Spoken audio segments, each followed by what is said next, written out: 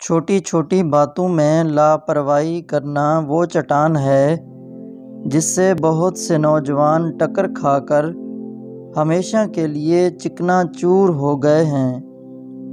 قوت ارادی تمام ترقیوں کا راز ہے اور انسانیت کا سب سے پہلا مقدس وصف ہے، اور جس بندے میں یہ وصف وہ انسانی جامہ میں حیوان کی مانند ہے۔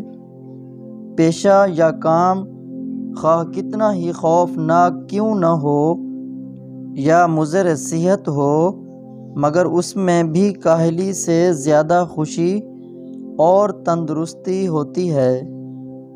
بس یہی کافی ہے کا مقولہ نہایت ہی ناکافی اور تباہی لانے والا ہے۔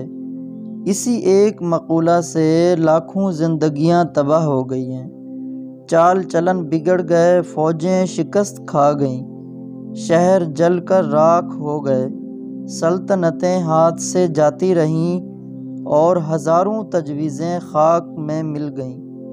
عقل مند آدمی یہ نہیں سوچتا کہ وہ کون سا کام کرے اور کون سا کام نہ کرے، بلکہ وہ ہر وقت کوئی نہ کوئی کام کرتا ہی رہتا ہے۔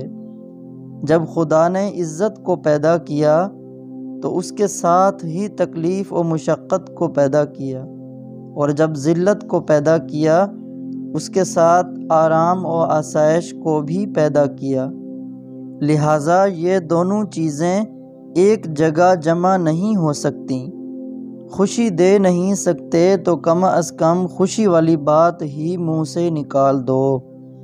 کم بولنا بیل کا کام ہے اور بہت چلانا کتے کی عادت ہے۔